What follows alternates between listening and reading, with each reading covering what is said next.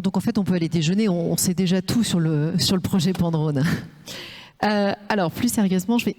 Hop. Non, je voulais revenir à la présentation. Si vous pouvez nous remettre la slide avec les deux intervenants que j'allais vous présenter. Donc, je suis très heureuse de vous présenter Alexandre Vigier. Vous êtes directeur général de Omnitech Security, un spécialiste de la sécurité, comme on va le voir.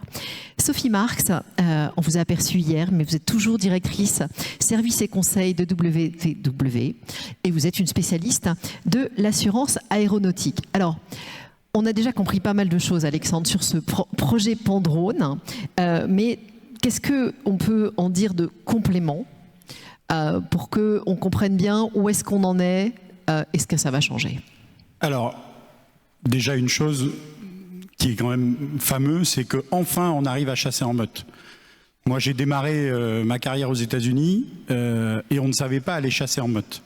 Et vous avez vu, on a 17 partenaires qui s'attachent à un problème, qui est le problème de la sécurité périmétrique des aéroports. C'est un vrai problème. Pourquoi? À Roissy, vous avez 125 km de clôture. À Bordeaux, vous avez à peu près 37 km de clôture avec des endroits où vous ne pouvez pas aller surveiller. Et donc, c'est un vrai risque pour vous les assureurs, c'est un vrai risque parce que, en fait, ça va bloquer le trafic, parce qu'on peut avoir, on en parlera tout à l'heure, des incidents qui se passent sur le tarmac avec des avions dégradés, etc.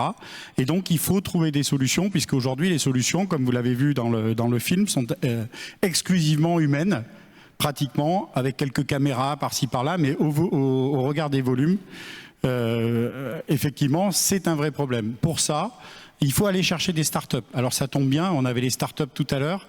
Il faut aller chercher des startups, il faut aller chercher des laboratoires de recherche, il faut aller chercher des industriels qui ont déjà des briques en TRL. Alors le TRL, on vous en parlait tout à l'heure, c'est-à-dire que quand vous avez une innovation, vous avez une idée, c'est TRL 0, quand vous êtes en production, vous êtes TRL 10. Voilà, donc c'est des briques que l'on met en place et qu'on va pouvoir développer, qu'on va pouvoir accélérer. Et donc on commence par l'expression des besoins, c'est ce qu'on a fait. Ensuite, on met des briques en développement. Et dans ces briques en développement, tout à l'heure, on a parlé également de la cybersécurité. Il faut que ça soit secure by design. Et quand on dit secure by design, il faut que ça soit profondément secure by design. Vous avez certainement entendu parler du quantique qui arrive sur le marché. Et aujourd'hui, il faut que nos systèmes soient résistants au post-quantique, ce qu'on appelle le PQC. Et ce post-quantique, il faut déjà l'intégrer dans les systèmes qui sortent aujourd'hui. L'ANSSI, l'Agence nationale de sécurité des systèmes d'information, impose qu'à partir de 2030, tous les systèmes de l'État devront être résistants au quantique. Nous sommes un système de l'État, nous protégeons les aéroports. Et donc ces briques, il faut les accorder, et il faut les accorder avec les différents partenaires. Donc ça se situe en 4 phases. L'expression de besoin, ça a été fait. Le développement des briques technologiques, c'est en cours de terminaison. Et nous sommes en cours d'intégration des solutions qui vont communiquer entre elles sur des bus sécurisés pour enfin arriver à un démonstrateur. L'objectif, ce n'est pas forcément d'arriver à un système final qui sera distribuable partout, parce qu'effectivement, on aura des coûts relativement élevés. L'objectif, c'est surtout de pouvoir développer ces briques et de les intégrer dans chacune de ces technologies. Tout à l'heure, on n'a pas beaucoup de temps, mais je crois qu'on fera une conclusion sur qu'est-ce qu'on peut faire au-delà de l'aérien.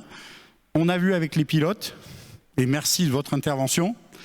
Je suis très sensible à ça parce que mon fils est sur un CMA CGM, donc voilà. Et effectivement, il faut aussi protéger les bateaux, et on peut les protéger aussi lorsqu'ils passent dans des zones qui sont des zones à risque, à piraterie, etc., etc. Et là, on va pouvoir récupérer toutes ces briques et pouvoir les mettre à disposition. Sophie, concrètement, vous attendez quoi d'un projet comme ça ? Alors, je pense que l'attente, elle est résumée dans le terme sécurisation. Je pense que c'est un mot doux aux oreilles à tous les participants de Paris Mat. En tout cas, c'est celui qui a attiré mon attention et qui m'a laissé penser que ce projet avait toute sa place dans ce rendez-vous cette année. Alors, sécuriser, c'est quoi? Sécuriser, ça peut porter sur la sécurité du transport aérien. On en a parlé tout à l'heure lors de la deuxième table ronde. C'est la prévention des risques opérationnels et des risques naturels. Et puis, il y a la sûreté. Alexandre en parlait tout à l'heure. La sûreté, c'est la prévention des actes illicites. Et Pandrone est exactement dans ce sujet-là. Sur les aéroports, on a une sécurisation très forte en termes de sûreté côté aérogare, puisque on subit quelque part souvent tous en tant que passager le post-inspection filtrage. On a aussi un contrôle à 100% de sûreté des bagages de soute, un contrôle du fret, on a les contrôles d'accès et tout ça est extrêmement sécurisé. Et on l'a vu dans la vidéo et les témoignages des uns des autres. Aujourd'hui, on s'attaque à la partie environnement, périmètre de l'enceinte aéroportuaire, parce que bien sûr on ne peut pas construire des murs infranchissables autour des pistes, on a des clôtures et c'est ces clôtures qu'il faut absolument aujourd'hui sécuriser pour aller plus loin dans un système dynamique de sécurisation du transport aérien. Très concrètement, ça va changer quelque chose pour nous, voyageurs lambda, pour les spécialistes du fret qu'on a entendu tout à l'heure? Alors, ça ne va rien changer pour le passager. Simplement, ça va assurer plus de fluidité. Ça fait 25 ans, presque 30 ans que je travaille dans la sûreté. On a toujours fait en sorte que, et j'ai toujours dit, la sûreté ne doit pas être une contrainte, mais un facilitateur. Et donc, on est dans cette démarche-là, complètement. Lorsque les tours sont tombés, j'avais présenté des systèmes, j'étais déjà en start-up, qui permettaient de contrôler notamment l'entrée du personnel aéroportuaire et de pouvoir filtrer et de faire ce qu'on appelait du data mining à l'époque, maintenant c'est de l'IA, pour pouvoir dire, tiens c'est bizarre, il y a des gens qui ne doivent pas se trimballer dans cette zone-là alors qu'ils ne sont pas en service, etc. On m'a dit non, nous on exploite, on ne fait pas de sûreté. Il se trouve que le 12 septembre au matin, j'étais dans le bureau de Mossberger à la DGAC pour me dire est-ce que vous pouvez déployer vos systèmes parce que effectivement ils sont là. Et on est exactement là-dedans. C'est-à-dire qu'aujourd'hui on a des startups qui arrivent avec des systèmes où l'intelligence artificielle est directement dans le vecteur. Il est ensuite directement dans le bus qui va transporter les données et il est directement également dans l'hyperviseur qui va permettre d'analyser les données et de donner une réponse. On disait tout à l'heure à la conférence, il faut apporter des solutions pour aider à la décision des opérateurs, que ce soit les pilotes, que ce soit les pilotes d'avion, que ce soit les pilotes de bateaux. Il leur faut de l'information qui soit fiabilisée. Et ça, c'est très important. Et l'IA, à tous les niveaux, va permettre de faire ça. Et donc, c'est pas l'IA, ChatGPT ou Mistral, etc. C'est des agents IA qu'on va directement, avec les startups qui sont créées, qu'on met directement dans les vecteurs, dans les détecteurs. Aujourd'hui, on est capable d'envoyer des drones en essaim de drones pour aller détecter des trous dans les clôtures. On est capable d'envoyer des essaims de drones pour aller neutraliser un individu. On est capable d'envoyer des essaims de drones pour neutraliser un pirate d'un bateau. On sait faire. Voilà. La législation nous pose problème. C'est le seul problème aujourd'hui. Les startups savent se faire, on sait faire et on sait sécuriser cela avec des drones. Ils sont plus téléopérés, ils sont complètement autonomes, que ce soit terrestre, maritime ou volant.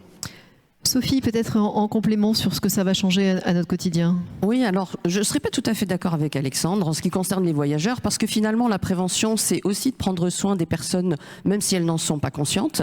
Et au final, on va protéger les voyageurs aussi, même s'ils ne s'en rendent pas compte. Maintenant, on va protéger quand même aussi les assureurs, parce qu'il faut un peu parler de vous. Les assureurs, et notamment les assureurs aviation, et notamment ceux présents dans cette salle, apportent des garanties d'assurance, notamment au travers des couverture de risques de guerre. Il faut savoir que dans les garanties d'assurance, les risques de guerre et autres risques assimilés, très importants, terrorisme, attentats, sabotage, vandalisme et autres, sont exclus systématiquement depuis la nuit des temps de l'assurance aviation des garanties.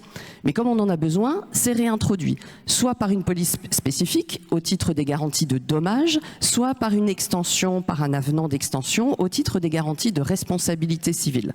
Et bien sûr, ce sont ces garanties d'assurance qu'on va continuer à protéger au travers de ces systèmes de sécurisation.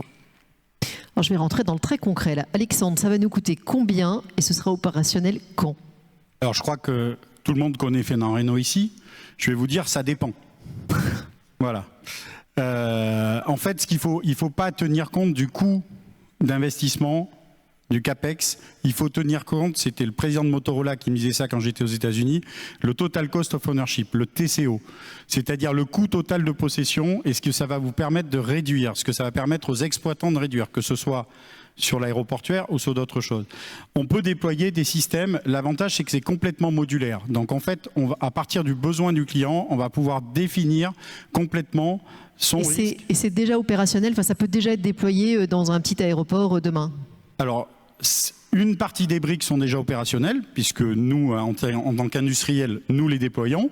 Et il y a un certain nombre de briques qui montent en TRL, donc ils montent dans ces niveaux-là, qui vont être disponibles à partir d'octobre, puisqu'on fait un démonstrateur géant à l'UAV Show qui aura lieu à Bordeaux, qui est organisé par le Techno West à Bordeaux, et sur lequel on va présenter l'ensemble de ces technologies unies et unifiées. Donc ça, si vous voulez voir ça, c'est quand à Bordeaux ?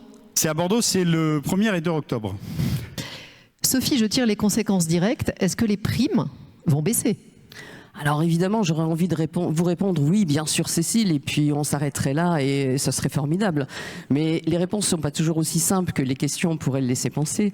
Et j'ai envie de remonter, mais même rapidement, 25 ans en arrière, puisque finalement il y a 25 ans, exactement à la même date, on était avant ce fameux 11 septembre 2001 dont parlait Alexandre, et on était dans une situation où les assureurs finalement étaient relativement peu sensibles, bizarrement, à ce risque dit de guerre, ou en tout cas de terrorisme.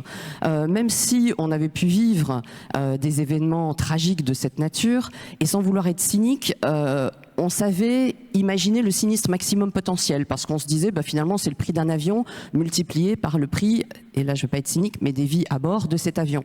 Et puis le 11 septembre a changé la donne, puisqu'on s'est rendu compte que l'avion n'était plus seulement une cible potentielle du terrorisme, mais également un vecteur pour atteindre d'autres cibles. Et là, vous imaginez bien tout de suite l'explosion de la notion de sinistre maximum potentiel. Et c'est ça qui a fait réagir les assureurs au lendemain du 11 septembre, le temps de passer la nuit et de réfléchir, puisqu'en fait, qu'est-ce qu'ils ont fait dès le lendemain, quasiment, c'est de résilier tout ce qui était garantie risque de guerre. Corps, on en a parlé, et RC également.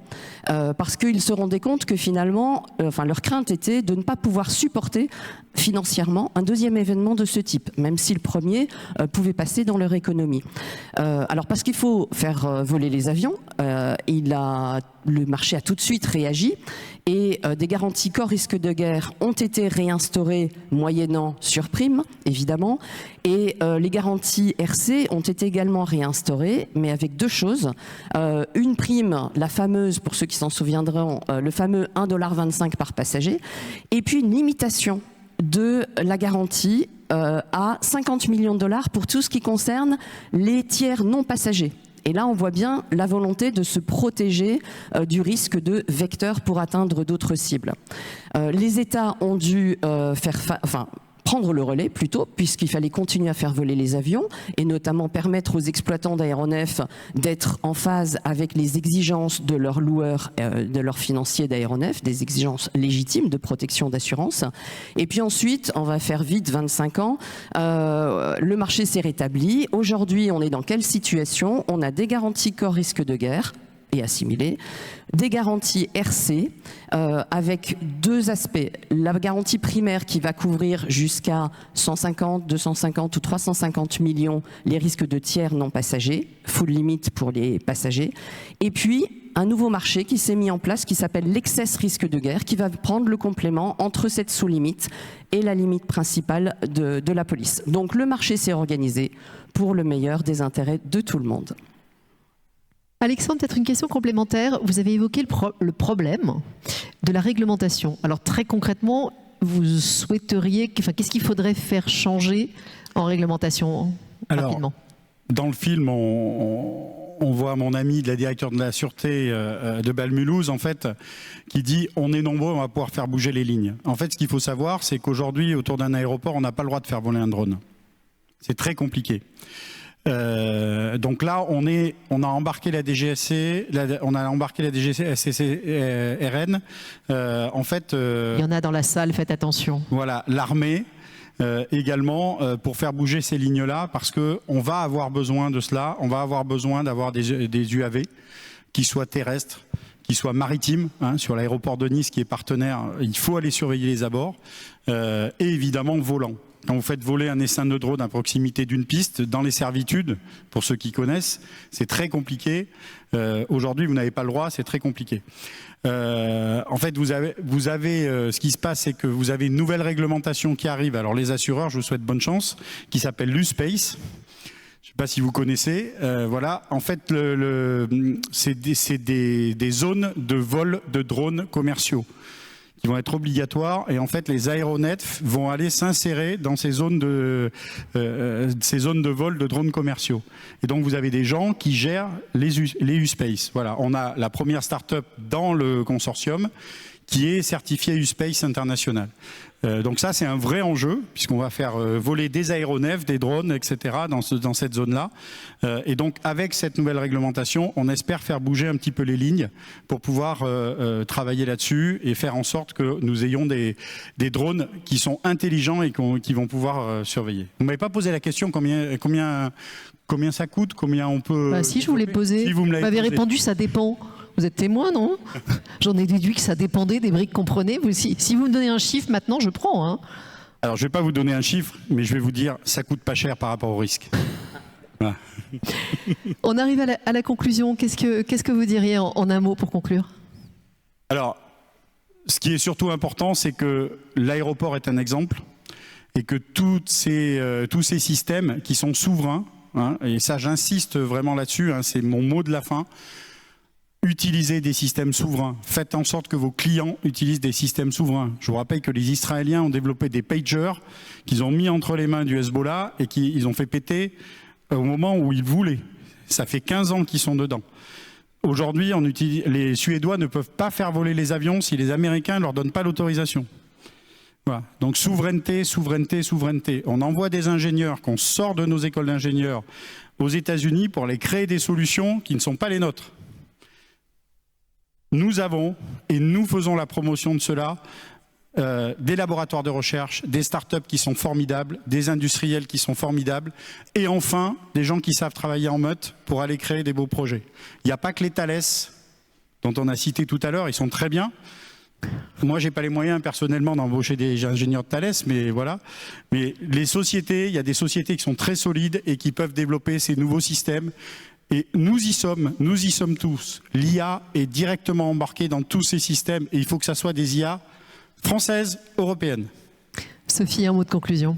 Alors un mot pour revenir sur les aéroports et conclure que c'est un grand progrès, je pense, à venir pour la sécurisation des zones aéroportuaires. Mais je ne voudrais pas conclure en ouvrant par une question un petit peu complexe, mais il ne faut pas oublier quand même qu'il faut analyser les régimes de responsabilité et que quand on parle de responsabilité, il y a effectivement ces régimes à analyser. La sûreté, c'est le jeu de beaucoup d'acteurs, au premier plan desquels les pouvoirs publics, au titre des missions régaliennes de l'État. Donc tout ça, c'est vraiment une équipe à former autour de ce travail de sécurisation. Merci. Merci beaucoup à tous les deux.